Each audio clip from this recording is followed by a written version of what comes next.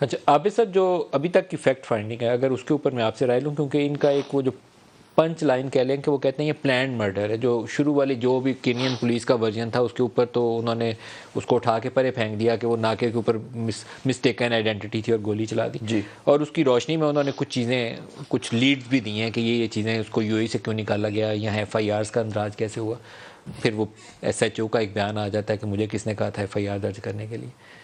اب آپ کیا دیکھتے ہیں اس کی کوالٹی کیا ہے جو ابھی تک کی فیکٹ فائنڈنگ رپورٹ ہے؟ سمجھتے ہیں کہ بنیاد پرووائڈ کرتی ہے، بنیاد دیتی ہے وہ؟ دیکھیے یہ ایک رپورٹ ہی ہے نا sir, report is not evidence as such. اس کے بیسس پہ ٹرائی کوئی ایکیوز بنائیں پکڑیں پہ اس کے بیسس پہ اس رپورٹ کو استعمال کیا جائے گا. وہ کراس ایگزامینیشن وہ it has to go through the trial process اور سارا کوئی بھی رپورٹ چاہے وہ جی آئی ٹی کی رپورٹ ہو اور یا وہ یہ فیکٹ فائنڈنگ. لیکن دیکھیے بڑے ایک بہت سینئر آفیسر نے ایک بڑی جو رپورٹ آپ نے ابھی بتائی ایک رپورٹ دی جس میں کہا یہ پلانڈ مرڈر تھا اس میں اور محرکات ہیں. تو یہ بڑی نشاندہی کر رہی ہے کہ it is not as simple as جیسے وہ کہا کہ جی وہ غلطی سے مسٹیکن آئیڈینٹی کا کیس تھا جیسے جو شروع میں کینین پولیس نے کہا. تو یہ بڑی سیریس مائیں. ایک اتنا سینئر جرنلسٹ تھا اس نے یہ کہا کہ ان کی رپورٹ میں کہ اس کو یہاں سے ان کو جانا پڑا، ان پہ بہت سارے مقدمات بنائے گئے. اور دیکھیے آپ خود جرنلسٹ ہیں، آپ بتائیے آپ اگر یہاں کوئی بات کرتے ہیں، آپ کوئی بات کریں سڈنلی وہ کسی کو پسند نہیں آتی، آپ پہ کیسز بن جاتے ہیں. کیا یہ آرٹیکل 19 کی اور آرٹیکل 10 کی وائلیشن نہیں ہے؟ یہ ظلم ہے. دیکھیے اگر آپ کسی کی بات سے ناپسند آپ سمجھتے ہیں کوئی تو آپ ایف آئی آر کاٹیں، اس کا ٹرائل کریں.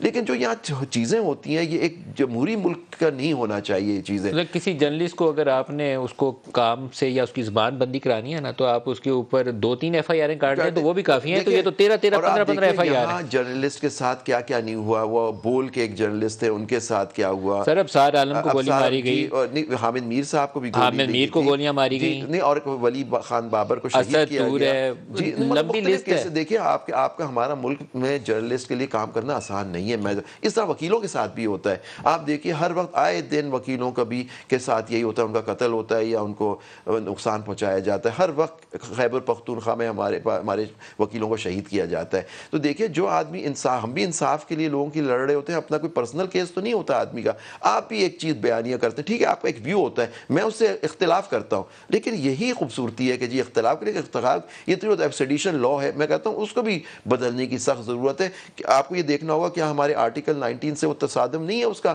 سیڈیشن لا 1923 انگریزوں کے زمانے کا. اس معاملے میں سپریم کورٹ کو کوئی ڈائریکٹیو جاری کرنے چاہیے، کیونکہ ابھی ارشد کے معاملے میں ایک وہ عمران ریاض ہے اس کے معاملے میں اور کئی جرنلسٹوں کے معاملے میں یہ جو ملٹیپل ایف آئی آرز ہیں نا یہ اتنا ان ہیومن اور غیر مہذبانہ اقدام ہے، یہ ظلم ہے. یہ اس شخص کو زندہ رہنے کے قابل ہی نہیں چھوڑتا. وہ 13 مقدمات کی ضمانتیں ایک بندہ نہیں کرا سکتا، جرنلسٹ تو کرا ہی نہیں سکتا. یہ سیاستدان تو پھر یہ شاید پارٹیاں ان کے پیچھے ہوتی ہیں، ان کو وکلا بھی مل جاتے ہیں، جرنلسٹوں کو اتنی سپورٹ نہیں مل سکتی. آپ دیکھیے آپ شہباز گل کا پچھلے دنوں آپ نے دیکھا ہوگا اے آر وائی والے کے ساتھ وہ جو ان کے جرنلسٹ تھے ان کے ساتھ کیا ہوا.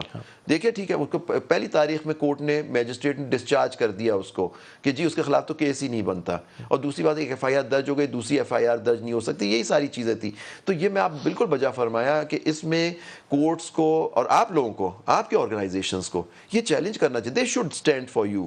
ہماری جیسے ایسوسیشن ہوتے ہیں، ہم نے وکلا کے لیے ہم لوگ کھڑے ہوتے ہیں. تو آپ کی بھی ایسوسیشنز کو جا کے چیلنج کرنا چاہیے جو ابھی آپ نے بات کی کہ ایک جرنلسٹ پہ 10 ایف آئی آر درج ہے. میں تو سپریم کورٹ کے چیف جسٹس سے توقع کرتا ہوں کہ صبح اس کے اوپر ڈائریکٹیو جاری کریں. نہیں ڈائریکٹیو ایسے تو نہیں کر دیں گے. ملٹیپل ایف آئی آر نہیں، آپ مدعا تو لے کے آئے نا. وہ ہر چیز تو سو موٹو کورٹ نہیں لے گی. آپ کے پاس بھی تو پاور ہے.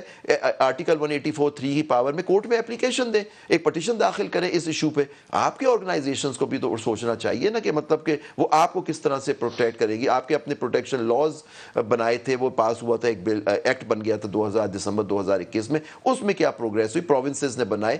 یہ ساری چیزیں آپ کو ہر چیز کورٹ پہ اس طرح نہ چھوڑ دیا کریں. کچھ آپ کو بھی تھوڑی سی آپ کے آرگنائزیشنز کو اس معاملے میں آلریڈی ہیں. ارشد والے معاملے میں میرے خیال میں آپ کی تجویز درست ہے. At least National Press Club کو اس میں درخواست دینی چاہیے اور سپریم کورٹ سے آپ کے اور آرگنائزیشن نیشنل پریس کلب ہے پاکستان درخواست B P A B A multiple F I R's کا تو ایک حل چاہیے.